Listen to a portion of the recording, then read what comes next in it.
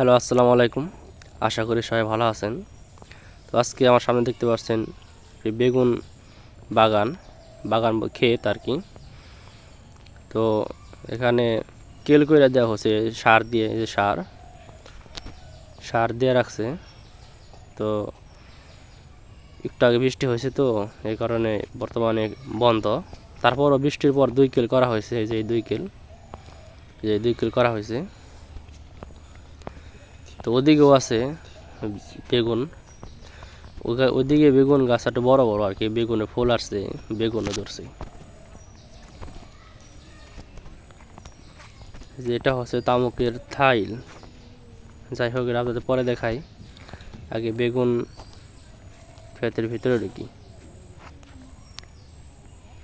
এই যে এটা, তো এটা হচ্ছে নিজস্ব কোনো ক্ষেত না, এটা হচ্ছে মানে বছরে কন্ট্রাক্ট।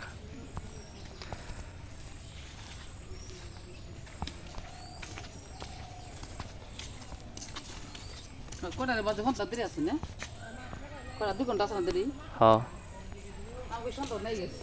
তো এই দেখছেন এদিকে ফুল আসা পড়ছে, এদিকে ফুল আছে। এই যে একটা ফুল, কয়েকটা গাছে বেগুন ধরছে, সেটা আপনাদেরকে দেখাই। এই যে এটা 4-5টা ফুল। এই যে একটা কাকতারুয়া বানা রাখছে, জানি গরু বাছুর এখানে না আসে। একটা পাতিল আর একটা সার দিয়ে কাকতারুয়া বানিয়ে রাখছে। এই যে বেগুন ধরছে, দেখছেন, এটা লম্বা জাত।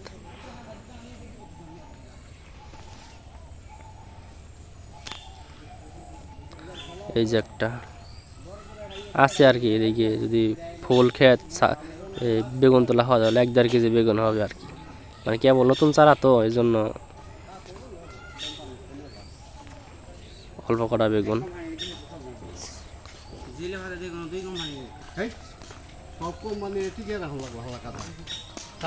এদিকে চারাটা একটু ছোট ছোট।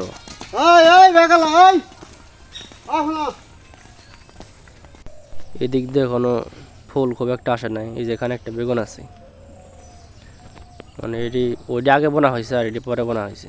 আর আপনাদেরকে তামাকের থাইল দেখাই। এটা হচ্ছে তামাকের থাইল, দেখতে পাচ্ছেন। এটার উপর দিয়ে এই যে ছন্দে রাখছে, এর কারণ হচ্ছে জানি বৃষ্টির ফোঁটা যেন না আসে আর কি, ওইটা উপরে না পড়ে, চারা নষ্ট হয়ে যায়। ওই 2টা জ্বালাই গেছে গা, দেখে চারা এই উঠে হালাইছে, ছনগুলো উঠে হালাইছে, ওই যে সাইড করে রাখছে, দেখছেন। আর এটা কালকে দেওয়া হয়েছে, তো এই জন্য ই করা হয় নাই, ছনগুলো ওঠানো হয় নাই। আর উপর দিয়ে নির দিয়ে রাখছে জানি কোনো ময়লা টয়লা না পড়ে, পাতা না পড়ে। পাতা যে জায়গায় পড়বো ওই জায়গায় চারাটা জ্বালাইব না। এই যে ছোট ছোট চারা দেখছেন, কেবল হইতেছে মাটি কোনায়। এটি হচ্ছে তামাকের চারা, ফালানো হয়েছে আর কি। আর এটা হচ্ছে বেগুন ক্ষেত। তো যাই হোক, আজকের ভিডিও পর্যন্ত। আশা করি সবাই ভালো থাকবেন। ধন্যবাদ।